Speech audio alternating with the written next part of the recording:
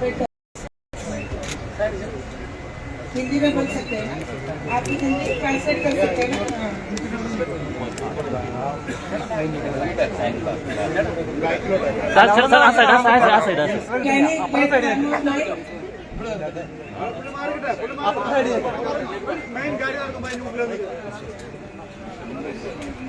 Good morning to everyone.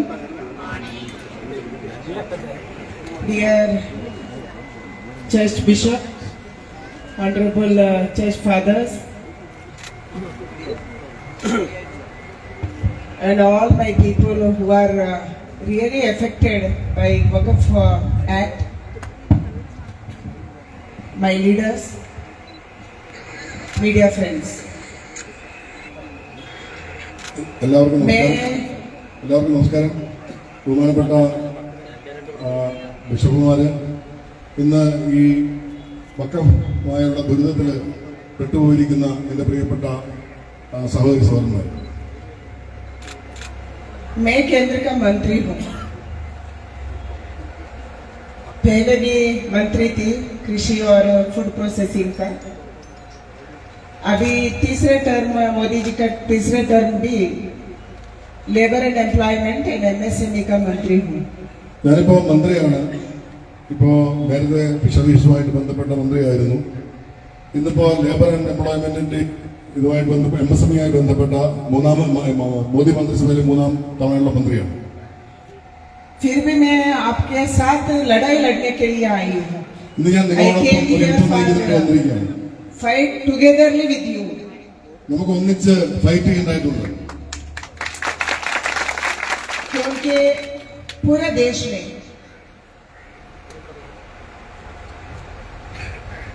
बहुत सारे जमीन किसानों का, मठ का, मंदिर का, चर्च का, लोगों का वक्फ का अंडर आ रही है. लैंड रिकॉर्ड में वक्फ ऐसे आ रही है. ഇന്ന് രാജ്യത്ത് വളരെയധികം ഭൂമി മഠങ്ങളുടെയും ക്ഷേത്രങ്ങളുടെയും അതുപോലെ പള്ളികളുടെയുമായി ബന്ധപ്പെട്ട് ധാരാളമായി ഭൂമി, ഏക്കർ കണക്കിന് ഭൂമി ഇന്ന് വഖഫ് നിയമത്തിന് അടിസ്ഥാനത്തിൽ വന്നിരിക്കുകയാണ്. I protested in Bijapura district of Karnataka. I was sitting for 4 days, day and night, last week, protesting against Waqf tribunal. ഞാൻ കഴിഞ്ഞ 2 ആഴ്ച മുമ്പ് ബിജാപൂരിൽ ഏതാണ്ട് 2 ആഴ്ച തുടർച്ചയായി ഈ പ്രതിഷേധത്തിൽ പങ്കെടുത്തിട്ട് വന്നിരിക്കുകയാണ്. वक़्फ़ बिल केंद्र सरकार ने लाया लास्ट पार्लियामेंट में. वक़्फ़ बिल के बाद JPC बनाया, joint parliamentary committee, all party committee.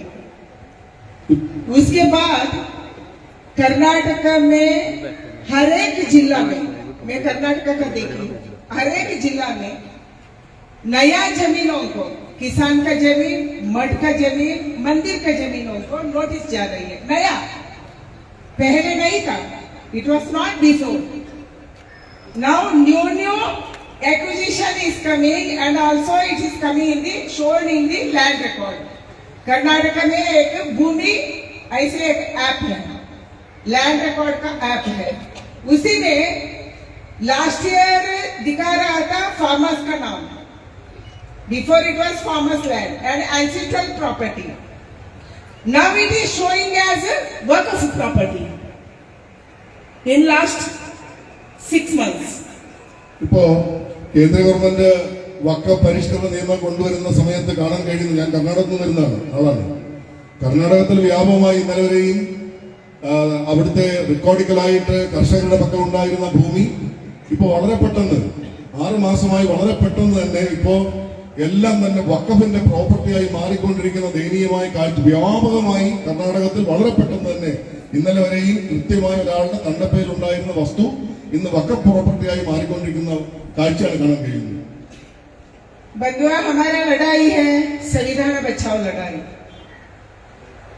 We have to protect our constitution. क्यों मैं संविधान बचाओ बोलती हूँ? फादर, 1950 में डॉक्टर B.R. अम्बेडकर ने संविधान को दिया देश के लिए। 1950 में तब वक्फ का नाम भी नहीं था, सोच भी नहीं था।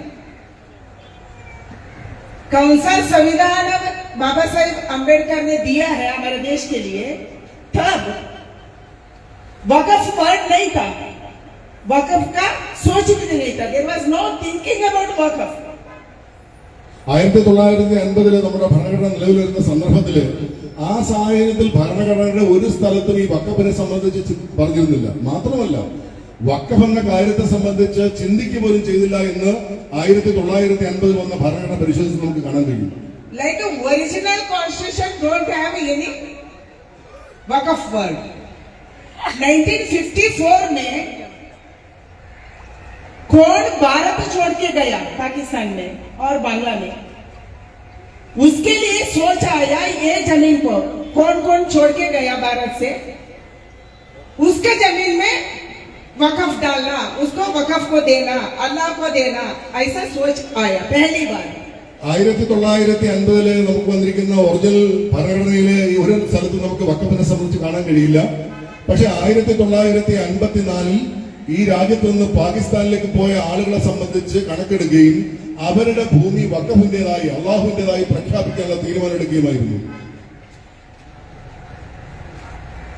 1995 में तब का कांग्रेस सरकार केंद्र में 1954 का वक़्फ़ एक्ट को अमेंडमेंट किया।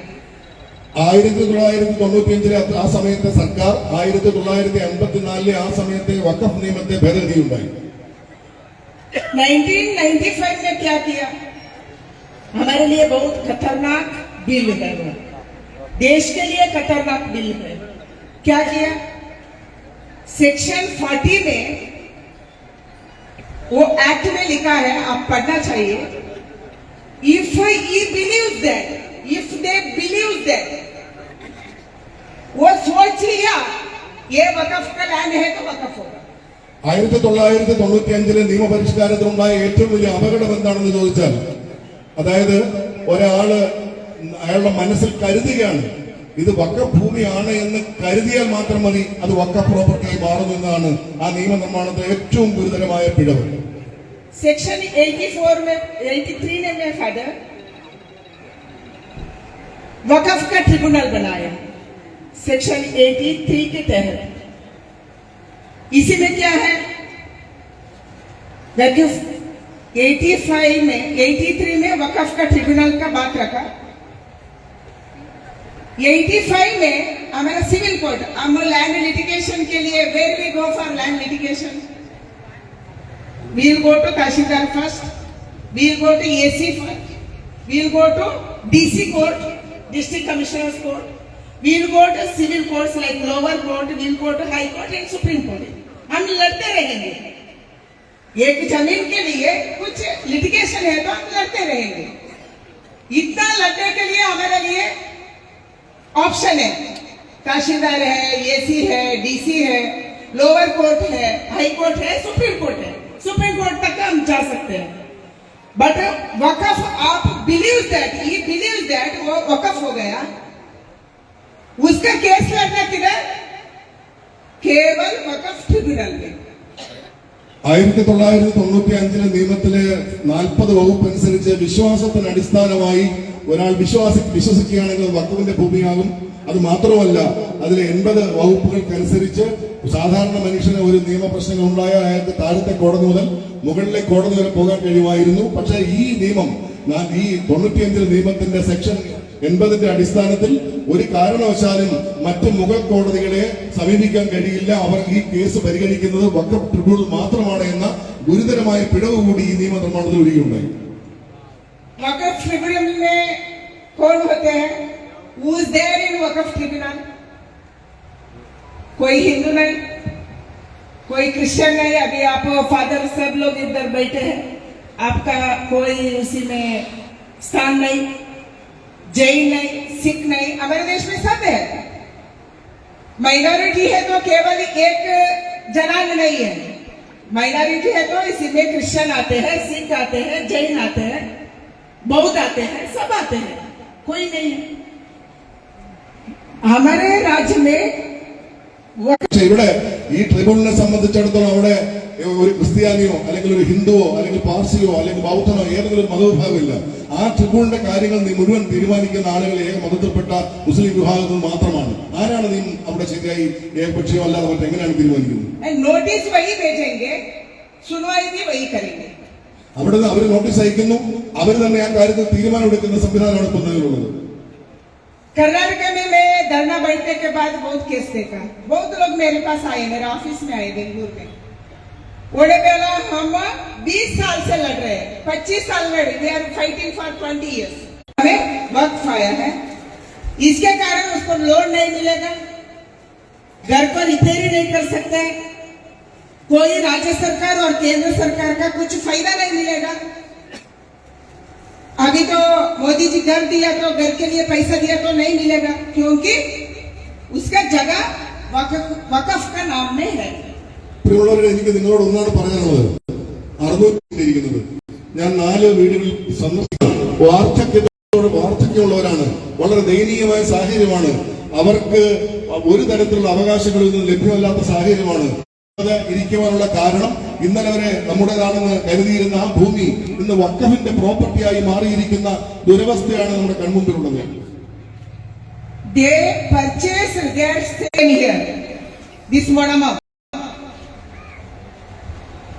Now 1954 का कानून कैसे लागू होती है? ये मेरा प्रश्न है.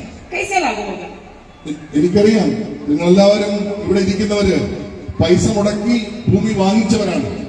അപ്പോ 1954 വഖഫ് നിയമം വരുമ്പോ 200 വർഷങ്ങൾക്ക് മുമ്പ് ഇവിടെ വന്ന് പണം മുടക്കി പൈസ മുടക്കി ജീവിതം കെട്ടിപ്പടുത്ത നിങ്ങൾക്ക് എങ്ങനെയാണ് നിയമം ബാധിക്കുന്നതെന്ന് അന്ന് ഈ നിയമ നിർമ്മാണം നടത്തിയ ആളുകൾ ഇത് വ്യക്തമാക്കേണ്ടതുണ്ട്.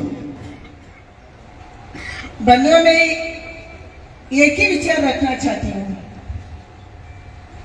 वक़्फ का कानून में मैं जेपीसी को बोलने वाली हूँ, लिख के देने वाली हूँ, मिनिस्ट्री को लिख के देने वाली हूँ. फादर, आपका तरफ से भी मैं बोल रही हूँ. पहले कानून आया था 1954 में, आजादी का समय का थोड़ा दिन बाद. तब वक़्फ का जमीन कितना था? हमारा कोई शिकायत नहीं है. इसी में कोई भारत छोड़ के पाकिस्तान गया, बांग्ला गया, उसका जमीन को अल्लाह को देने के लिए हमारा कोई तकलीफ भी नहीं है, हमारा विरोध भी नहीं है. नंबर 1. नंबर 2, वक़्फ बोलता है अल्लाह को दान करना. वक़्फ क्या होती है? वक़्फ बोले तो अल्लाह को दान करो.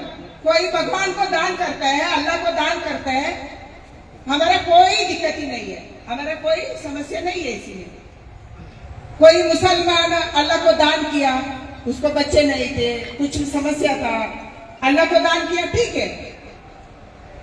1954 में कितना जमीन था देश में? पाकिस्तान गए हुए. अभी आजादी के बाद कितना लोग अल्लाह के लिए दान किया, उसका जांच होना चाहिए, उसका स्टैटिस्टिक्स होना चाहिए. എനിക്ക് പറയാനുള്ളത്, ബഹുമാനപ്പെട്ട ഫാദർമാരോട് എനിക്ക് ആവശ്യപ്പെടാനുള്ളത്, ഞാൻ JPCയുടെ മുമ്പാകെ ഈ വഖഫ് ആക്ടുമായി ബന്ധപ്പെട്ട പരിഷ്കരണം സംബന്ധിച്ച് നിവേദനങ്ങൾ അല്ലെങ്കിൽ കത്തുകൾ കൊടുക്കാൻ പോകണം. നിങ്ങൾ ആ നിലയ്ക്കുള്ള കത്തുകൾ എഴുതേണ്ടതുണ്ട്. ഒന്നാമത്തെ പ്രശ്നം, 1947 ശേഷം 54 അടുത്ത് തന്നെയാണ് വഖഫ് നിയമം പാസ്സാക്കിയിരിക്കുന്നത്. ഒരുപക്ഷെ പാകിസ്ഥാനിലേക്ക് പോയ മുസ്ലിം സഹോദരന്മാരുടെ ഭൂമി അള്ളാഹുവിന് പല കാരണങ്ങളാൽ ദാനം ചെയ്യണമെന്ന് ആഗ്രഹിച്ചിരുന്നെങ്കിൽ അവർക്കത് ചെയ്യുവാനുള്ള പൂർണ്ണ അധികാരമുണ്ട്. പക്ഷേ ഈ 1954 ഉണ്ടായിരുന്ന അന്നത്തെ വഖഫ് ഭൂമി എത്ര ആണ് എന്ന് വ്യക്തമാക്കേണ്ടതുണ്ട്. कोई ने दान किया वो वक़्फ में आना चाहिए. मगर मैं आपको बोलना चाहती हूँ फादर, 1954 में केवल डिफेंस के बाद, रेलवेज के बाद third biggest landowner of this country is Waqf Board. Defence के बाद, रेलवेज के बाद कितना जमीन है? 38 लाख एकर्स अब वक़फ के पास जमीन है। 38 लाख एकर्स। പ്രിയപ്പെട്ട ഫാദർമാരും മറ്റുള്ളവരും കേൾക്കണം. വഖഫിന്റെ കയ്യിൽ 1954 ആ സമയത്തുള്ള കണക്കനുസരിച്ച് ഏകദേശം 10,000 താഴെയുള്ള ഏക്കർ ഭൂമിയായിരുന്നു. ഇന്നിപ്പോ ഡിഫൻസും റെയിൽവേയും हमारा प्रश्न है 38 lakh acres of land from where you got? സംശയം ഇതാണ്, എവിടുന്നാണ് ഈ 38 ലക്ഷം ഭൂമി വന്നത്? चालुक्य ने दान दिया किसी मंदिर को, वैसल ने दान दिया किसी मंदिर को, कहीं महाराजा ने दान दिया किसी मंदिर, मठ और चर्च और मस्जिद को। हमारे स्टेट में कित्तूर रानी चन्नामा, वो ब्रिटिशर्स का खिलाफ लड़ी थी, कित्तूर रानी चन्नामा, वो लैंड दिया लिंगायत मठ को। हजारों पुराना मंदिर, हजारों साल पुराना मठ वक़फ कैसे हो गया? ഇന്നിപ്പോ നിരവധിയായ മഠങ്ങള് ചാലൂക്യന്മാരുടെ കാലത്ത് തുടങ്ങി. ഇന്നിപ്പോ കർണാടകത്തിലെ ചെന്നമ്മ ബ്രിട്ടീഷുകാർക്കെതിരെ പോരാടിയതാണ്. അവര് നിരവധിയായ ഏക്കർ കണക്കിന് ഭൂമി തന്നെ വഖഫിന് തിരിച്ചു കൊടുക്കുമെന്നാണ്. അതല്ലെങ്കിൽ ഞങ്ങൾ പിടിച്ചെടുക്കും എന്നാണ് അവരുടെ പ്രസ്താവന. सरकार में, केरल सरकार में ऐसा एक डिसीजन लिया, वक़फ का लैंड को देना है। वक़फ का एक्ट के तहत हम जमीन को उसको हम वक़फ का साथ है। लाइक अभी इधर दे एक्वायर्ड 610 एकर्स आप सब के जगह में आने वाले हैं, हम सब के जगह में आने वाले हैं। ഇന്നിപ്പോ ആ സെക്രട്ടേറിയറ്റിനകത്തുള്ള തീരുമാനം 610 കുടുംബങ്ങളെയാണ് ബാധിക്കുന്നെങ്കിൽ നാളെ നമ്മുടെ അടുത്തേക്കെല്ലാം ഈ ഒരു एंड रास्ता में छोड़ दो, बच्चे करो रास्ता में छोड़ दो, ये लव जिहाद है। हम सुने हैं, अभी फिल्म भी देखे हैं हम। ഒരുപക്ഷെ എന്റെ അഭിപ്രായത്തോട് നിങ്ങൾക്ക് യോജിപ്പോ വിയോജിപ്പോ ഉണ്ടാകും. കർണാടകത്തെ സംബന്ധിച്ച് ഇത് അഭിമുഖീകരിച്ചാണ്. നമുക്കറിയാം, പ്രേമം നടിച്ചുകൊണ്ട് ലവ് ജിഹാദ് പെടുത്തി അതിനെ ആ പെൺകുട്ടികളെ വഴി ഉപേക്ഷിച്ചു പോകുന്നതാണ് ലവ് ജിഹാദ്. അത് കർണാടകത്തിൽ നേരിട്ട് നടന്നു. Not only Karnataka, everywhere in the country. ഇത് ലവ് ജിഹാദ് കർണാടകത്തിൽ മാത്രമല്ല എല്ലാ സ്ഥലത്തും രാജ്യവ്യാപകമായിട്ടുണ്ട്. ഇന്ന് അതേ രീതിയിൽ ലാൻഡ് ജിഹാദാണ് നടക്കുന്നത്. വഖഫിന്റെ പേരിൽ സാധാരണ